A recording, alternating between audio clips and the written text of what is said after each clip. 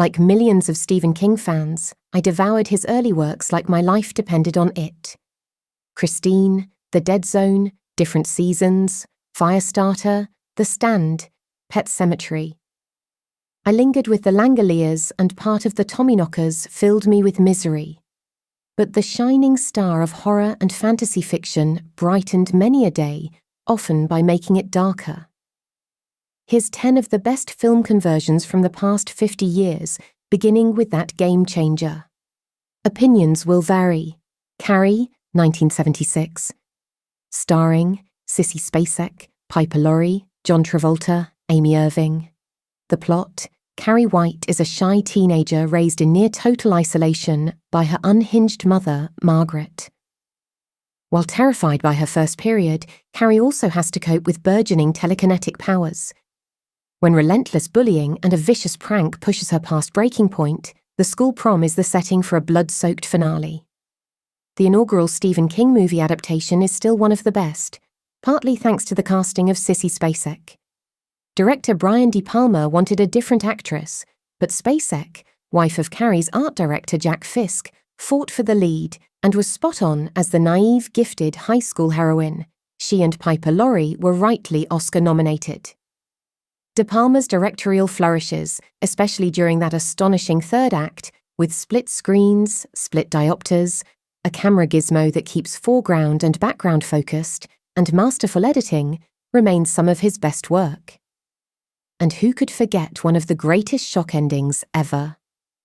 Remakes. A 2002 TV movie with Angela Bettis and a 2013 film with Chloe Grace Moretz tackled the same story. It was also the basis of a short-lived musical in the 1980s and a sequel, The Rage, Carrie 2 in the late 1990s. An 8-part TV series is due in 2026 with Summer Howell, Curse of Chucky, as Carrie. Trivia. The young lead actors auditioned for both this film and Star Wars at the same time. Salem's Lot, 1979. Starring David Soul, James Mason, Bonnie Bedelia. Anyone growing up in the 1970s and 80s probably still has PTSD from that scene in the 2-part TV movie when pajama-clad vampire Danny Glick floats outside a window.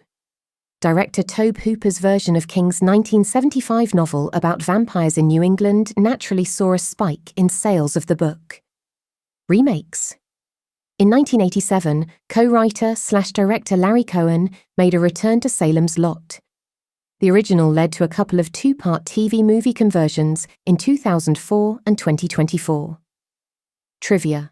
The title is referenced in Eminem's Oscar-winning song Lose Yourself, The Shining, 1980, starring Jack Nicholson, Shelley Duvall, Danny Lloyd. The plot: an alcoholic caretaker at the remote Overlook Hotel is haunted by ghosts, while his wife and gifted son struggle for survival. After Carrie, it took another 4 years before another major King novel was converted for the big screen, and in the hands of heavyweight director Stanley Kubrick, The Shining became one of the most talked-about movies of 1980. Charting Jack Torrance's descent into haunted mania wasn't much of a stretch, as star Jack Nicholson has always been so brilliant at playing crazy. However, Kubrick's conversion of the page-turner was still a great watch. Recommended viewing: Vivian Kubrick's documentary, The Making of The Shining, Film Worker, a study of Kubrick's right-hand man, Leon Vitali, and Rodney Asher's Room 237, which takes a forensic look at the production and alleged hidden meanings. Remakes. A 3-part TV revamp with Steven Weber as Jack Torrance arrived in 1997. It was helmed by Mick Garris, who also had a bash at converting King's 1978 masterpiece The Stand in 1994 and 2011 TV offering Stephen King's Bag of Bones. The Shining's 2013 sequel, Dr. Sleep, was adapted and directed by Mike Flanagan in 2019. Trivia. Chris Wood, who created the film's opening titles, honed his skills on 1970s BBC Kids show Play Away. He has never seen Kubrick's movie. The Dead Zone, 1983, starring Christopher Walken, Brooke Adams, Martin Sheen. The plot: teacher Johnny Smith slips into a coma.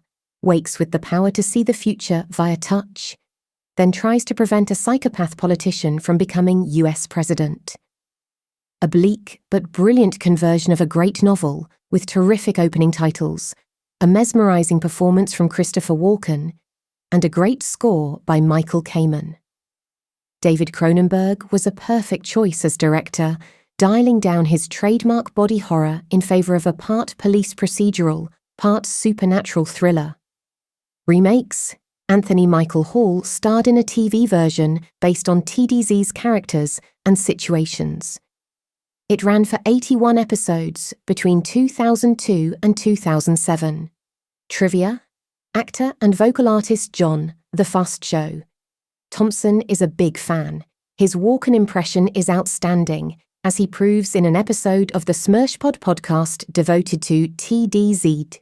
Stand By Me, 1986, starring Will Wheaton, River Phoenix, Kiefer Sutherland. The plot: a bunch of kids head off on a rural trek to find a corpse.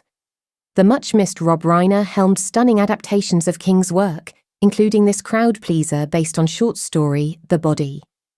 It's all the more poignant given the death of River Phoenix in 1993 at the age of just 23. Best line: the writer, played by Richard Dreyfuss. I never had any friends later on like the ones I had when I was 12. Jesus, does anyone? 4 years later, Rob also directed Misery, 1990. Starring James Caan, Kathy Bates, Richard Farnsworth. The plot: best-selling writer Paul Sheldon is injured in a car crash and rescued by #1 fan Annie Wilkes, who nurses him back to health, keeps him hostage, in her house.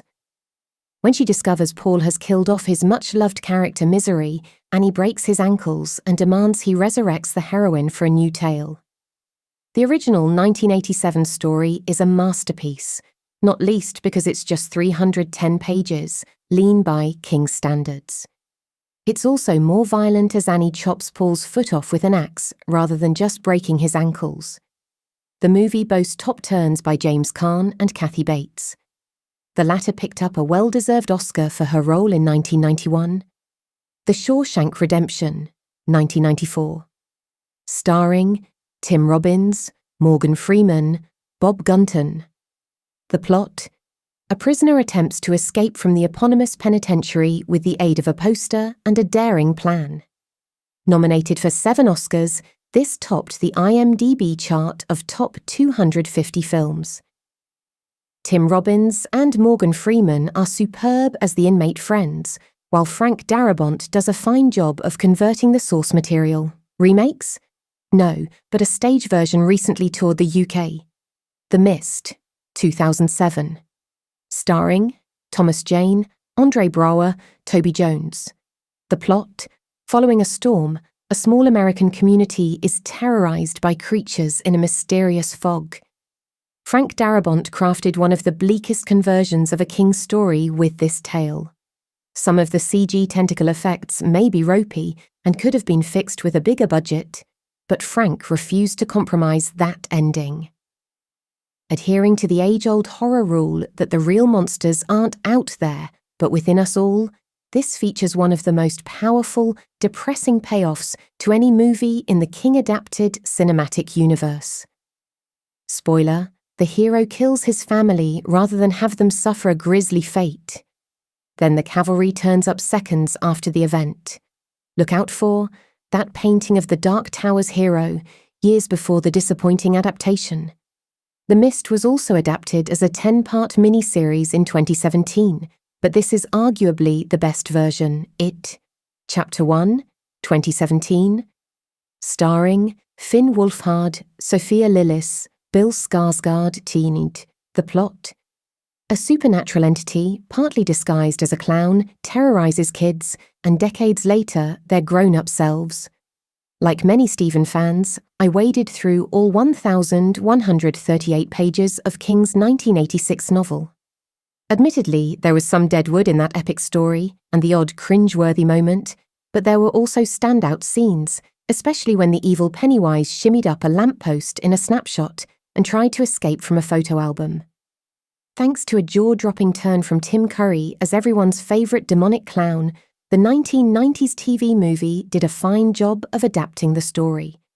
However, it was part one of Andy Muschietti's 2017 conversion that hit the nail on the head.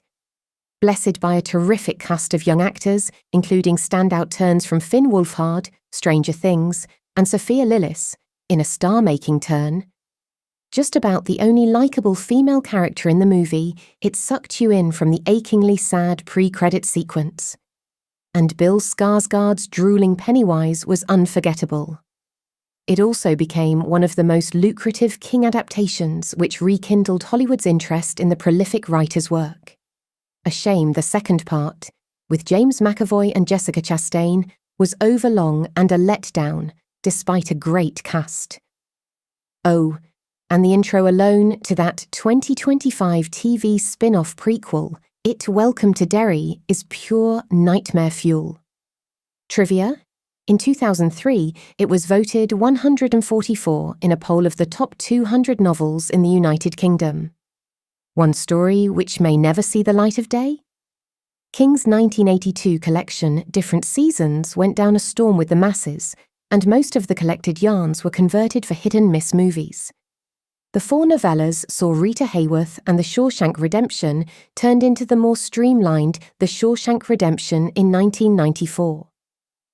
The body was renamed Stand By Me for Rob Reiner's 1986 hugely successful version, and Apt Pupil was turned into a namesake movie with Ian McKellen in 1998. The Breathing Method, a macabre story told in a gentleman's club, involves a woman so desperate to give birth.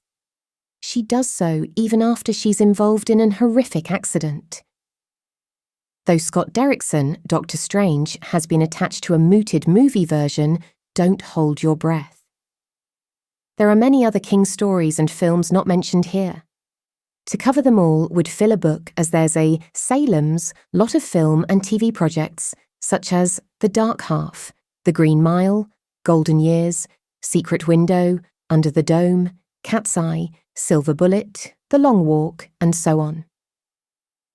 As I wrap things up, here's my final choice in a personal top 10 of Stephen King-inspired movies. The Life of Chuck, 2024. Starring Tom Hiddleston, Karen Gillan, Mark Hamill writer/director Mike Flanagan's conversion of the namesake 2020. King novella isn't some gore-soaked horror epic, but a 3-part study of one man's life, beautifully told, in reverse. A UK broadsheet slated it, calling the final scene abrupt and unsatisfying. For one seasoned King fan weaned on his books and films inspired by said works, the exact opposite was true. In short, it's one of the most affecting films they've ever seen. And because of the reverse 3-act structure, it's worth watching again almost immediately when that opening 3rd act suddenly makes sense second time around. Ends.